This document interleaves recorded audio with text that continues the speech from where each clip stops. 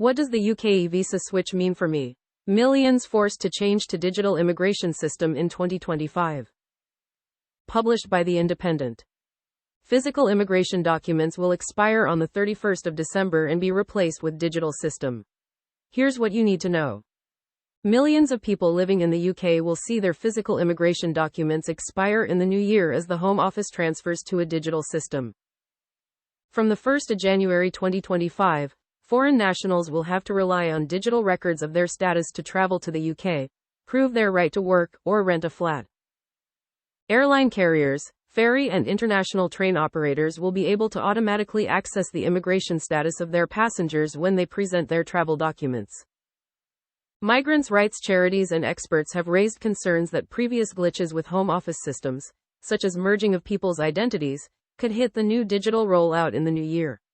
But government ministers have promised a smooth transition, with a 3-month grace period for expired documents. How will my visa change on the 31st of December? Visas issued by the UK Home Office are being switched to digital systems in the new year. This means that most government-issued documents that confirm a person's immigration status will expire at midnight on the 31st of December 2024. From the 1st of January 2025, people will have to prove their immigration status by using the government website, View and Prove.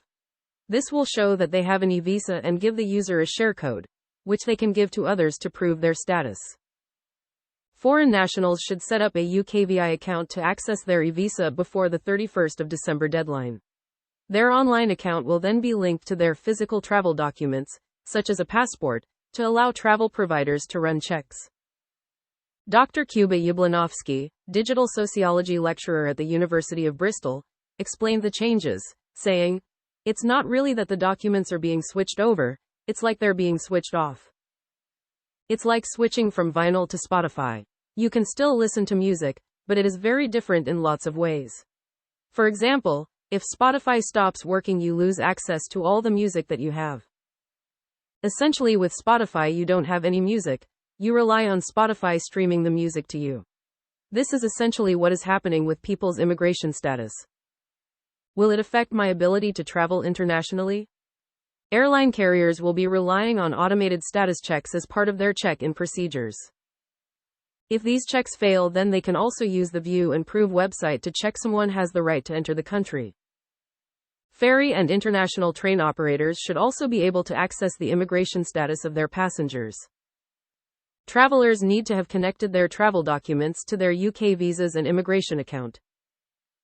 How many people are affected? As of early December, 3.1 million had switched from physical documents to an eVisa already, according to the Home Office. The government has not provided statistics for how many more people need to make the move. However, more than 4 million people in total are thought to need to change to eVisas. That leaves nearly a million who had not yet made the switch by early December. Is there a grace period for expired documents? Yes, the Home Office announced in December that there would be a grace period where physical documents can still be used up to the 31st of March. This extension is to ease transition and address concerns with the system, officials have said. Airlines and other carriers will be allowed to accept expired biometric residence permits and cards for UK visa holders traveling back to Britain up to the 31st of March. The Home Office says that anyone with indefinite leave to remain who uses an ink stamp or vignette in a passport to prove their rights will be able to continue to use these documents as they do today. Will there be any problems with the switch to eVisas? Refugee charities and experts have raised concerns about how the switch to digital will work, given past complications with the Home Office's digital systems. The Home Office has already faced issues with an immigration database that saw thousands of people being listed with incorrect names, photographs, or immigration status.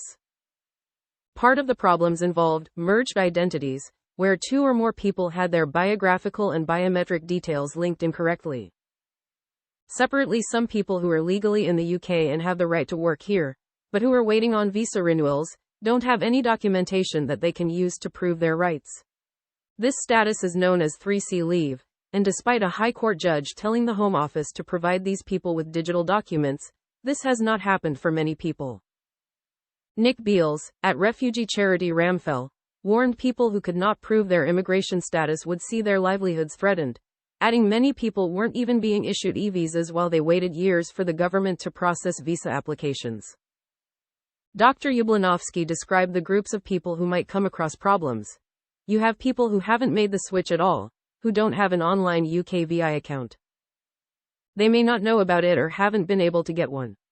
They will have to hope that people who are boarding them when they travel will know that they have the right to come to the UK. Even if you have made the transition, there could be problems with merged identities, which we have seen before with home office systems. The biggest concern is that the carriers will agree with the changes, but the personnel might not be up to speed with those changes, which will create a lot of friction.